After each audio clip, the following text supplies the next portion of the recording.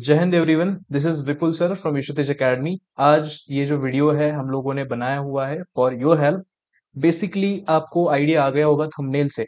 ये जो वीडियो है ये आपकी प्रिपरेशन में काफी ज्यादा हेल्प करेगा, क्योंकि अब तक आपने देखा होगा बहुत दिन बीत गए, आपका बोर्ड्स का एग्जाम खत्म हो गया, उसके बाद में भी आपने प्रिपरेशन शुरू रखी। और उसी के बाद ये लास्ट कुछ 5-6 दिन आपके बचे होंगे, जो भी है 7 दिन बचे होंगे आपके। तो उसमें बेसिकली ये वीडियो ये इंसाइट देगा कि गैट के लिए, जनरल एबिलिटी टेस्ट के लिए कौन से टॉपिक्स इंपॉर्टेंट है, जिसकी वजह से आप आपकी प्रिपरेशन नेक्स्ट लेवल लेके जा सकते हो और आपके प्रिपरेशन में काफी ज्यादा हेल्प हो सकती है। तो देखिए, स्क्रीन पे देख रहे हो आप ये तिरंगा, इसी के लिए आप भी सब कुछ कर रहे हैं, हम भी सब कुछ कर रहे हैं, वॉट एवर इट में भी जो भी रहेगा, ये तिरंगे की आन बान शान के लिए रहेगा। तो बिना किसी तरीके शुरू करते हैं।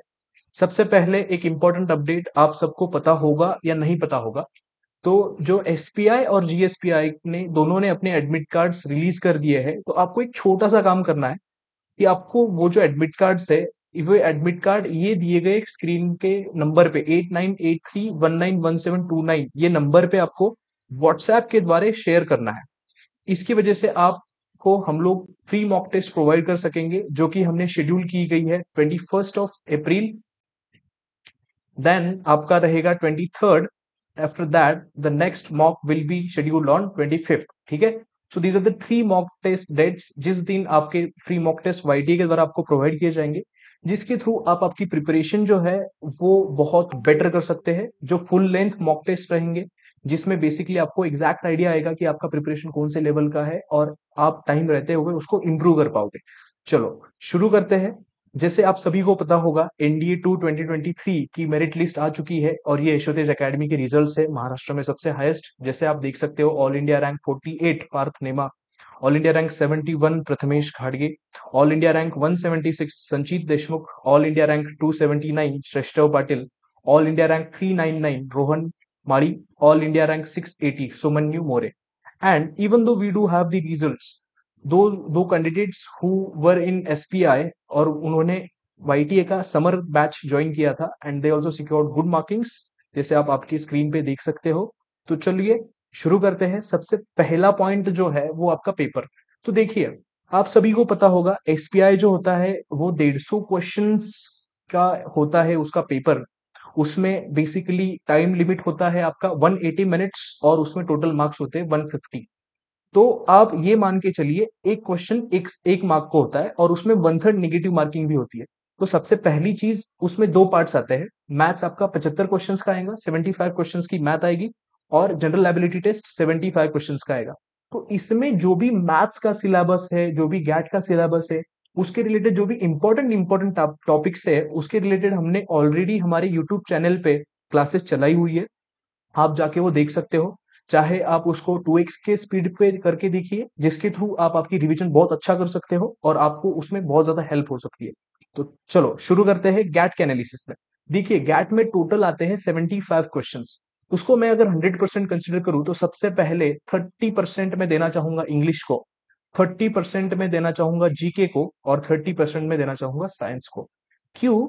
क्योंकि बचे हुए जो 10% है वो इन तीनों में वैरी करते हैं। कभी इंग्लिश 33% आ जाएगा, कभी जीके प्लस माइनस हो जाएगा। So basically this is the trend analysis. तो आप यहाँ पे देख सकते हो, इंग्लिश 25 क्वेश्चंस का आता है, जनरल नॉलेज 25 क्वेश्चंस का आता है, साइंस 25 क्वेश्चंस का आता है। बेशक पिछले कुछ सालों में एसपीआई की तरफ से पेपर पैटर्न में ये देखा गया है कि इंग्लिश का जो 25 का नंबर है ये कभी हिलता नहीं है। This is same all the time. Basically general knowledge and science, इन दोनों की नंबर्स कभी कभी प्लस माइनस होती रहती है, तो मैं 10% उसको रिजर्व करना चाहूंगा। तो अब तक आपने सीबीएसई बोर्ड का पेपर दिया होगा, एसएससी बोर्ड का पेपर दिया होगा। तो बेसिकली एसपीआई जो है, आप एक बात समझिए, एसपीआई वालों को आप होशियार नहीं चाहिए। आपको रखना क्या है, सिंपल सी स्ट्रैटेजी। आपके जितने भी 7 दिन बचे होंगे, 6 दिन बचे होंगे, जितने भी आप कंसिडर करके चल रहे होंगे, आपका अगले संडे एग्जाम है 28 अप्रैल को। तो आप आपके हिसाब से कंसिडर करके चलिए, जो मैं कह रहा हूं उसके ऊपर फोकस कीजिए। देखिए, syllabus completion is a different part. आपको पता है कि सर ये सिलेबस रहेगा, इसमें से क्वेश्चंस आएंगे, बट बेसिकली आपको ये जरूर पता होना चाहिए, आपको अगर एग्जाम क्लियर करना है। देखिए, पढ़ते तो सब है यार, बट एग्जाम काफी कम लोग क्लियर कर पाते हैं। पढ़ा तो सबने है, बट एग्जाम कम क्यों लोग क्लियर कर पा रहे हैं? क्योंकि उनका पढ़ने का तरीका थोड़ा सा अलग है, उनका पढ़ने का तरीका थोड़ा सा स्मार्ट है, थोड़ा स्मार्टली आपको पढ़ना है। जैसे कि आपने सिलेबस कंप्लीशन के पीछे अभी भागना नहीं है, आपने जितना भी सिलेबस कंप्लीट किया है उस सिलेबस को टाइमली रिवाइज करते रहना है, बार बार बार। आप जितनी ज्यादा बार रिवाइज करोगे उतनी ज्यादा बार वो सिलेबस का जितना भी कंसेप्ट है वो आपके माइंड में परफेक्ट बैठेगा। उसी के साथ में आपको टेस्ट देते रहना है, जिसकी वजह से आपका प्रिपरेशन बहुत अच्छा होगा। आपको टाइम प्रेशर हैंडलिंग जिसको बोलते हैं एग्जाम में, वो टाइम प्रेशर हैंडलिंग आएगी।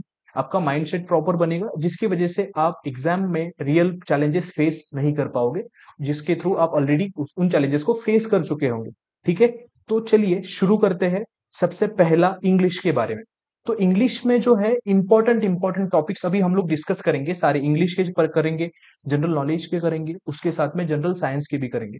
तो इंग्लिश में कंटेंट जो होता है जिसके ऊपर क्वेश्चंस और सवाल जो है वो आपको पूछे जाते हैं, जैसे कि रीडिंग कॉम्प्रिहेंशन। रीडिंग कॉम्प्रिहेंशन मतलब वो आपको पैसेज दे देंगे, वो पैसेज के ऊपर कुछ सवाल होंगे, 4 5 6 7 8 9 10 10 तो नहीं होंगे, बट मिनिमम 5 हो सकते हैं। तो वो सवालों का जवाब आपको ऑप्शन में से ढूंढना पड़ेगा, और वो सवालों का जवाब आपको पैसेज में ही रहेगा।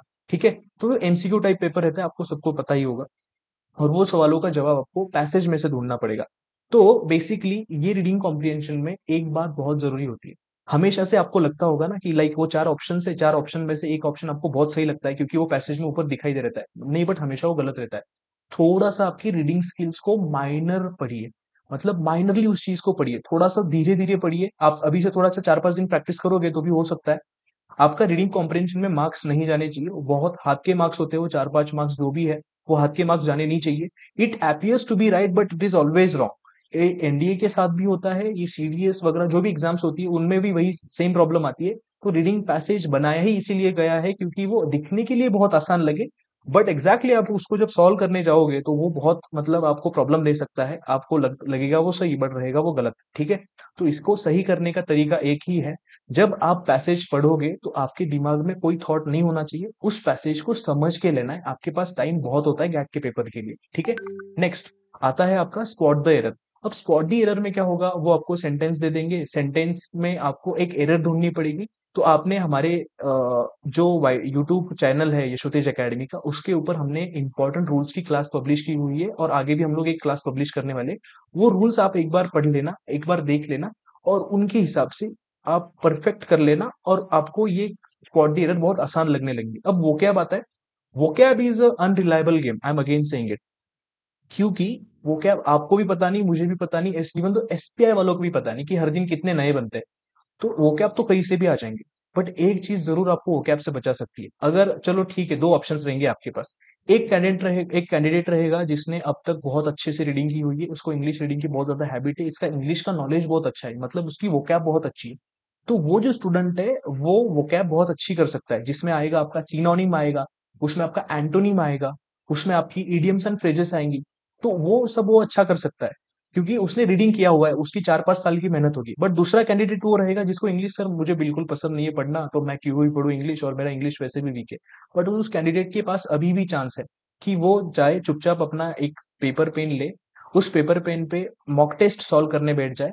और उसमें आपको ये जरूर पता होना चाहिए इलिमिनेशन स्ट्रैटेजी यूज करनी है। जब वो वोकैब सॉल्व करोगे, वोकैब में क्या होता है, सपोज एक वर्ड है आपका, है ना, उस वर्ड का, सपोज एक वर्ड है रेडियंट। अब रेडियंट जो वर्ड है, ये रेडियंट वर्ड एटलीस्ट आपको ये भी बता देगा कि ये पॉजिटिव सेंस दे रहा है या नेगेटिव सेंस दे रहा है। ये वर्ड सुनने के बाद में अब आपको थोड़ा भी नॉलेज होगा इंग्लिश का, तो आपको पता चल जाएगा कि yes this is giving me positive sense और नेगेटिव सेंस। जब आप उस रेडियंट का नीचे सिनोनिम्स 4 ऑप्शंस में ढूंढोगे तो 4 ऑप्शंस में आपको 100% 3 ऐसे ऑप्शंस मिलेंगे जो आपको नेगेटिव सेंस दे रहे होंगे, और एक ऑप्शन जो रहेगा आपको पॉजिटिव सेंस दे रहा होगा। तो बेसिकली इस कैटेगरी के ऊपर आप जा सकते हो, बट कब, जब आप 6 7 दिन उस चीज की प्रैक्टिस करो तब आपके चांसेस बढ़ सकते हैं। ठीक है, नेक्स्ट सेंटेंस रीअरेंजमेंट के ऊपर आता है। सेंटेंस रीअरेंजमेंट मतलब क्या, एक आपको पी क्यू आर एस का पैटर्न दे देंगे। पी में सपोज एक सेंटेंस है, क्यू में एक सपोज सेंटेंस है, आर में एक सपोज सेंटेंस है, एस में कोई सेंटेंस है। तो बेसिकली वो सेंटेंस आपको अरेंज करने पड़ेंगे P Q R S RQPS ऐसे नीचे ऑप्शंस रहेंगे और वो मीनिंगफुल सेंटेंस आना चाहिए, ये इसकी मिनिमम रिक्वायरमेंट होती है। तो these are the all important topics जिनके मार्क्स आपके हाथ के मार्क्स है। बेसिकली रीडिंग कॉम्प्रिहेंशन के कभी जाने नहीं चाहिए। देयर आर चांसेस की स्पॉट द एरर, जितना आता है उतना ही करना है। वोकैब मैंने जो कहा उस चीज को अगर आप अप्लाई कर सकते हो तो करो, नहीं तो फिर मत करो। नहीं तो आप कहोगे विपुल सर ने कहा था और हमने कर लिया। No, that is not the point. अगर if you have that quality to identify the sense of the word then go for it, otherwise not.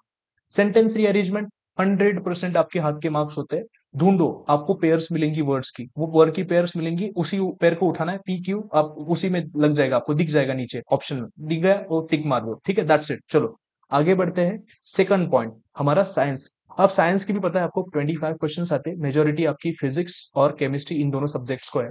तो फिजिक्स जो है, फिजिक्स आपको 8, 9 और 10th लेवल की पूछी जाएगी मेरी, है ना। आपको तो पता है 8, 9, 10th लेवल सबने पढ़ा है। कुछ लोगों ने CBSE पढ़ा होगा, कुछ लोगों ने ICSE पढ़ा होगा, कुछ लोगों ने स्टेट बोर्ड पढ़ा होगा। जो भी पढ़ा होगा, हर सिलेबस, हर स्टेट बोर्ड, हर CBSE बोर्ड का स्टूडेंट, हर ICSE बोर्ड के स्टूडेंट का सिलेबस SBI ने मर्जिंग करके एक पेपर बनाया होता है। तो सबसे पहले आएगी आपकी फिजिकल क्वांटिटीज जो होती है, फंडामेंटल क्वांटिटीज, जो देर आर टोटल 7 क्वांटिटीज है ना। तो वो उनके ऊपर थोड़ा सा पढ़ के जाना है आपको। बेसिकली YT के द्वारा वीडियोस आने वाले हैं, अभी हर दिन आपको वीडियोस मिलेंगी यूट्यूब पे, जो आपको फाइनल रिवीजन के लिए काफी ज्यादा हेल्प करेंगे। एंड उसमें आपको कंसेप्ट और कंसेप्ट के साथ क्वेश्चंस भी रहेंगे। ठीक है, उसके बाद मोशन एंड ग्रेविटेशन। मोशन में क्या होता है आपको पता है, न्यूटन के लॉ ऑफ मोशन है, वो लॉ ऑफ मोशन पढ़ के जाना। ग्रेविटेशन के सिद्धांत पढ़ के जाना, आपको पता होना चाहिए what is difference between mass and weight. तो ये ऐसी छोटी छोटी चीजें, कंसेप्चुअल क्लैरिटी रखो। ठीक है, उसको एज अ प्रेशर लेके चलो मत, सिंपली टाइम डिवाइड करो। आपको पता होना चाहिए सुबह मैंने फिजिक्स किया, आफ्टरनून में मैं इंग्लिश करूंगा, इवनिंग में मैं बाकी मैथ्स करूंगा। तो इसके हिसाब से आपको आपके हिसाब से शेड्यूल बनाना है, प्लान बनाना है और रिवाइज करते रहना है। Next, mechanics. मैकेनिक्स में आपको पता है फोर्स क्या होता है, प्रेशर क्या होता है, एनर्जी क्या होती है, पोटेंशियल एनर्जी क्या है, काइनेटिक एनर्जी क्या है। These are the all things that you should know and these are the all important topics which I am saying to you. ठीक है, next that is current electricity. You should know कि current electricity का phenomena क्या होता है। उसका ampere मतलब ऐसा यूनिट जो होता है वो एम्पियर होता है। चलो ठीक है, ओम्स लॉ क्या होता है, रेजिस्टेंस क्या होता है, एमीटर किसके लिए यूज किया जाता है, वोल्ट मीटर किसके लिए यूज किया जाता है। ये छोटी छोटी चीजें जो आपको बहुत ज्यादा फायदा देगी। एंड डोंट वरी, जितना ज्यादा आप रिवाइज करोगे उतना ज्यादा आपका फायदा होगा। Again I am saying. ठीक है, second point that is chemistry. Chemistry में सबसे बेसिक, हर एक बच्चा जो केमिस्ट्री अपने जीवन में पहली बार जब पढ़ेगा तो उसको एटम ये वर्ड पढ़ाया जाएगा। तो वो एटम रिलेटेड जितनी भी चीजें होगी ना, एटॉमिक मास नंबर क्या होता है, एटॉमिक नंबर क्या होता है, इलेक्ट्रॉन क्या है, प्रोटॉन क्या है, न्यूट्रॉन क्या है, उसमें फिर किसने किसने उसकी खोज की है, व्हाट आर द चार्जेस, है ना। तो ये सब, एवोगाड्रोस नंबर क्या है, तो ये सब उसमें आपको पढ़ लेना है, स्ट्रक्चर ऑफ एटम करके। ठीक है, उसके बाद में acid, basis and salts. Exactly acids क्या होते हैं, आयंस क्या होते हैं, बेसिस क्या होते हैं, सॉल्ट्स क्या होता है, पीएच स्केल क्या होती है, ये सब चीजें पढ़ लेनी है आपको। उसके साथ में मेटल्स, नॉन मेटल्स क्या होती है, मेटलॉइड्स क्या होती है, तो ये भी चीजों के ऊपर फोकस करना है। देन वेरी वेरी इंपॉर्टेंट, आपको 10th में होगा मेंडलीव्स पीरियोडिक टेबल। वो पीरियोडिक टेबल पढ़ लो, आपकी पूरी केमिस्ट्री खत्म हो जानी। फिर व्हाट आई एम सेइंग, है ना। तो उसी चीज के ऊपर फोकस करो। ये जो इंपॉर्टेंट इंपॉर्टेंट टॉपिक्स है, ऑलरेडी हमने इनके ऊपर वीडियोस बना के हमारे यूट्यूब चैनल पर पोस्ट किए गए हैं। अगर आपको पढ़ने में कोई भी प्रॉब्लम आ रही है तो आप उन वीडियोस का सहारा लेके आपकी प्रिपरेशन अच्छी कर सकते हो, आपकी क्लैरिटी वो लगा सकते हो। ठीक है, थर्ड आता है आपका बायोलॉजी। कहीं ना कहीं तो ये इसका वेटेज थोड़ा सा कम हो जाता है इन दोनों के मुकाबले। हमने देखा हुआ है ये ऑफ्टन कभी इरेगुलर आता है क्वेश्चंस, कभी कभी आ जाता है। तो जब भी बार, जितनी भी बार आया है, ये हमारी एक्सपीरियंस बताती है हमें कि ये टॉपिक्स बहुत इंपॉर्टेंट है। सबसे पहली सेल स्ट्रक्चर, जैसे केमिस्ट्री के लिए atom is a basic part, वैसे बायोलॉजी के लिए cell is the basic part. तो सेल के बारे में जितना है, मतलब एनिमल सेल क्या है, प्लांट सेल क्या है, उसमें कौन सी चीजें होती है, what are the components of the cell. So these are the all things that you should be able to recall and you should be able to know. After that, human physiology, मतलब what is human body structure, मतलब पेट में कौन सा acid होता है, आपका system क्या है, ब्लड सर्कुलेशन सिस्टम क्या है, रेस्पिरेशन सिस्टम क्या है, ग्लूकोज फॉर्मेशन कैसे होता है, क्या ये सब चीजें जो भी ह्यूमन साइको फिजियोलॉजी में आती है, ये सब उसके बारे में पढ़ लेना है। Then next, very very important, आपको पता होगा विटामिन एक नाम की चीज होती है। विटामिन की कमी से कोई डिसीजेस होते हैं आपको, है ना। वो डिसीजेस के बारे में भी पढ़ लेना है और विटामिन के बारे में भी पढ़ लेना है। ये बहुत छोटे छोटे टॉपिक्स है, क्योंकि ये मैं इसीलिए बता रहा हूँ क्योंकि ये आपके हाथ के मार्क्स है, ये जाने नहीं चाहिए। कहीं ना कहीं इन चीजों की वजह से, इन चीजों के ऊपर ली गई मेहनत की वजह से आपका सिलेक्शन के जो चांसेस है वो ज्यादा बढ़ सकते हैं। तो why not, you have to take initiative and you have to do hard work only. ठीक है, चलो फाइन। आगे बढ़ते हैं। देखिए, अब आएगा जनरल नॉलेज। जनरल नॉलेज एक ऐसा पार्ट है, आपने देखा होगा, English is a whole concept. उसके बाद में science consist of the three elements, physics, chemistry, biology. But general knowledge consist of six elements in SPI. First, geography, very very important, fundamentals of the earth. You should know what is the interior structure of the earth, ये पता होना चाहिए आपको। उसके साथ में आपको पता होना चाहिए एटमोस्फियर की लेयर्स क्या होती है। ये बेसिक सी नॉलेज होती है अर्थ के बारे में, जिसको बोलते हैं हम लोग फंडामेंटल ऑफ द अर्थ। उसके साथ में फिजिकल ज्योग्राफी में छोटी छोटी चीजें आती है फिर आपकी, मतलब आपको इसके बारे में पढ़ाया जाएगा, है ना, जो सोलर सिस्टम है वगैरह वगैरह। डोंट वरी, इसके ऊपर वीडियो आएगी, आप वो देख सकते हो। आप जितना हो सके उतना पढ़ लेना। वैसे भी अगर आपसे मतलब थोड़ा कुछ अपने समझने में दिक्कत वगैरह आती है तो वाईटी के द्वारा वीडियो पब्लिश की जाएगी, उस वीडियो के सहारे आप पढ़ सकते हो, ठीक है। देन आएगी आपकी इंडियन ज्योग्राफी। बेसिकली ये देखा गया 2022 का एसबीआई का पेपर था, उस पेपर में ना महाराष्ट्र की रिवर्स के ऊपर उन्होंने सवाल पूछ लिए थे। तो river system is very important, India की भी और महाराष्ट्र की भी। उसके साथ में आपको पता होना चाहिए what is the division of physiography of India, मतलब वेस्टर्न घाट कहाँ पे है, डेक्कन प्लेटू कहाँ पे है, हिमालयन रेंजेस कहाँ पे है। तो ये सारी चीजें। और ज्योग्राफी को पढ़ने का तरीका एक बहुत आसान है। जब भी आप ज्योग्राफी पढ़ने बैठोगे, चाहे फोन से पढ़ रहे हो, लैपटॉप से पढ़ रहे हो, बुक से पढ़ रहे हो, आपके सामने एक मैप जरूर होनी चाहिए। वो मैप अगर आप रखोगे तो आपको डायरेक्टली वो विजुअलाइज होगा। There are two things when you will give the entrance exam of any competitive exam, अगर आप दोगे तो आपको क्वेश्चन आने के बाद में आपको दो चीजें, एक तो क्वेश्चन याद करना पड़ेगा। बट ज्योग्राफी के बारे में एक चीज बहुत अच्छी होती है, उसमें ना लोकेशन जिस बंदे ने और जिस स्टूडेंट ने अपने हिसाब से उस ज्योग्राफी को मैप के हिसाब से अगर पढ़ा होगा ना, तो याद नहीं करता, वो डायरेक्टली विजुअलाइज कर लेता है, उसको डायरेक्टली वो इतना क्लियर हो जाता है। तो आपको इस चीज में चार चांद लगने के लिए बहुत हेल्प हो जाएगी। तो आप जब भी ज्योग्राफी पढ़ोगे तो मेरा ये सजेशन जरूर लेना कि आप बैठ के अपना मैप आपके साइड में पकड़ना और उसको लेके बैठ जाना। दैट्स इट, ठीक है। Next, history. हिस्ट्री जो है, हिस्ट्री थोड़ा सा अनइवन है, मैं सजेस्ट करूंगा आपको। बेसिकली हमने 3 वीडियोस अब तक पोस्ट की हुई है, आप जाओ वो वीडियोस को चुपचाप बैठो, 2x की स्पीड पे पकड़ लो, उसको कंप्लीट कर लो। एंशियंट हिस्ट्री है, मेडिवल हिस्ट्री है, मॉडर्न हिस्ट्री। एंशियंट हिस्ट्री में क्या है, इंडस वैली सिविलाइजेशन है। उसके साथ में जैनिज्म एंड बुद्धिज्म है, इन इन चीजों के ऊपर एक बार पढ़ लेना। उसके बाद में मेडिवल हिस्ट्री में आता है आपका मुगल डायनेस्टी आता है, दिल्ली सल्तनत आता है, उनके बारे में पढ़ लेना। मॉडर्न में क्या है, मॉडर्न में दो चीजें आती है, एक तो आता है 1857 का रिवोल्ट जो पहला हुआ था, उसके बाद में आता है आपका गांधीयन ईरा, ठीक है। तो गांधीयन ईरा पे हमारा ऑलरेडी वीडियो अपलोडेड है ना, इंडियन फ्रीडम मूवमेंट करके। तो वो वीडियो आप देख सकते हो, उसके थ्रू आपको एग्जैक्ट क्लैरिटी आ जाएगी। उसके बाद में पॉलिटी, यस, इसके क्वेश्चंस काउंट होते हैं लगभग 4 से 5। अब ये 4 से 5 क्वेश्चन जो आएंगे ना, ये 100% इन्हीं में से आएंगे। और आपको वीडियो भी मिल जाएगी कल, ठीक है। तो आप वीडियो देखना, मेकिंग ऑफ कॉन्स्टिट्यूशन उसमें रहेगा, मतलब कॉन्स्टिट्यूशन का बैकग्राउंड क्या था, कौन सी कमिटीज बनी थी, उनको क्या क्या चैलेंजेस आए थे, उसके बारे में। उसके बाद में फंडामेंटल राइट्स क्या होते हैं, फंडामेंटल ड्यूटीज क्या होती है, what is difference between fundamental rights and fundamental duties. उसके बाद में व्हाट इज यूनियन गवर्नमेंट, क्या होता है पार्लियामेंट, कौन कौन से अंग होते हैं पार्लियामेंट में, क्या होता है प्रेसिडेंट, क्या होती है उसकी पावर। उसके साथ में क्या होता है लोकसभा, क्या होता है राज्यसभा, उनको मेंबर कैसे मिलते हैं, कैसे चुने जाते हैं। इन सब के मामले में आपको ये पढ़ना पड़ेगा। हमारी एक वीडियो देख लो, इट्स रियली इनफ है। उसके बाद में चुपचाप जाके आपके क्वेश्चन सॉल्व करना, मॉक टेस्ट सॉल्व करना जो हमारे द्वारा दी गया होगा, या फिर हमारी, even though I would also suggest you कि आप जितना ज्यादा क्वेश्चन सॉल्व करोगे उतना ज्यादा आपको फायदा होगा, ठीक है। उसके साथ में same to same state government में क्या पॉलिसीज होती है, what is the difference between central government and state government. These are the all things are included in general knowledge, ठीक है। नेक्स्ट, अब थर्ड फोर्थ उसका सबसे इंपॉर्टेंट एस्पेक्ट आता है डिफेंस। आप चाहे कुछ करो या ना करो, ये जरूर करके जाना है। और इसके ना हमने ऑलरेडी वीडियोस अपलोड कर दी, इंडियन आर्मी का वीडियो अपलोड है, इंडियन एयरफोर्स का है और इंडियन नेवी का है। इन तीनों में ना क्या क्या पूछते पता है आपको, उनकी रैंक्स पूछ लेंगे आपको, इक्विवेलेंट रैंक कौन सी है। उसके साथ में वो कमांड्स पूछ लेंगे कहाँ पे। इवन दो आप अगर इसमें भी ये करके जाओगे पेपर में और आप पेपर क्लियर हो गए, तो इंटरव्यू में भी वो एग्जैक्टली आपको इन्हीं वीडियोस में से पूछेंगे, मेरी गारंटी है। आप देख लेना वीडियो, उसी वीडियोस में आपको सब कुछ मिल जाएगा। हमारे योद्धास के द्वारा, हमारे कैडेट्स के द्वारा ये वीडियोस लिए गए हैं, ठीक है।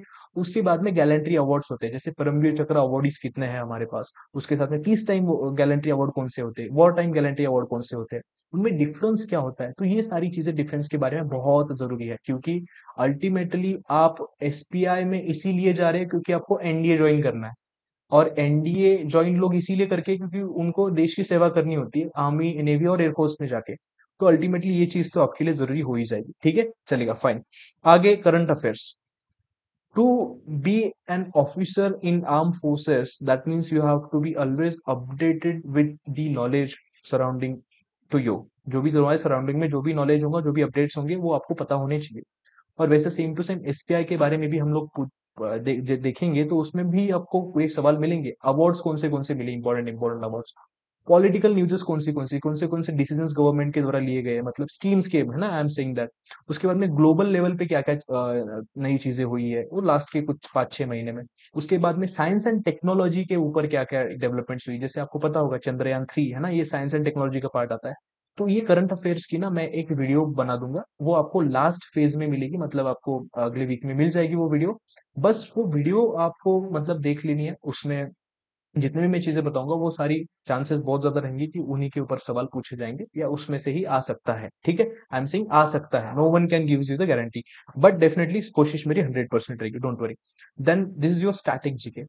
इसका जो है, इसका थोड़ा सा एक आप कह सकते हो कि थोड़े से चीजें होती है जो आपको, आपका अगर नॉलेज मतलब रीडिंग वगैरह अच्छी होगी तो आप उसमें आप एग्जैक्टली इंटरेस्ट ले सकते हो। बट डेफिनेटली अगर आप इंटरेस्ट भी लेना चाहते हो तो दीज आर द थिंग्स, ये काउंट कर सकते हो आप। ठीक है, सबसे पहले इन्वेंशंस कौन सी चीजें किसने किसने फाउंड की, उसके बाद में वर्ल्ड ऑर्गेनाइजेशंस क्या, कौन सी जैसे यूनाइटेड नेशंस के ऑर्गेनाइजेशन है, इसके ऊपर आपको वीडियोस भी मिल जाएगी हमारे एंड से चाहे तो। समिट्स क्या क्या हुई है ना, उसके बाद में मिसलेनियस मतलब कि सम्मिश्र टाइप का जीके होता है जिसमें बहुत सारी अलग अलग चीजें होती है, तो इनके ऊपर आप देख सकते हो। तो बेसिकली ये सारी चीजें हैं, तो इनके ऊपर आप आपका गैट का स्कोर जो है ये बूस्ट कर सकते हैं। मेरा अब तक का कोशिश यही था कि देखिए, मैंने पूरा गैट का ट्रेंड एनालिसिस बता दिया, उसके बाद में आपको ये बताया कि these are the important things जिनको आप छोड़ नहीं सकते हो। अभी भी अगर आपकी प्रिपरेशन कम ज्यादा है तो उसको बूस्टअप करने का तरीका डेफिनेटली हमारे पास है। मैंने आपको पूरा इंसाइट दे दिया। उसके बाद आपको पता है हमारे द्वारा 3 मॉक टेस्ट दिए जाने वाले, वो फ्री मॉक टेस्ट है, उसमें आपको कोई चार्ज नहीं करना पड़ेगा। That you have to give it on a free basis, आप दे सकते हो, उसके थ्रू आप आपका स्कोर चेक कर सकते हो, आप आपकी प्रिपरेशन अच्छी कर सकते हो। ठीक है, बट एक ही चीज बाद में आएगी, यस, आप आपके 100% दे रहे हो या नहीं। आप आपके अगर नहीं दे रहे हो तो देना शुरू कर दो। जो भी लास्ट के दिन बचे हुए हैं वो बहुत जरूरी है, जितना ज्यादा मेहनत करोगे उतना ज्यादा आपके चांसेस बढ़ाओगे। ठीक है, चलिए।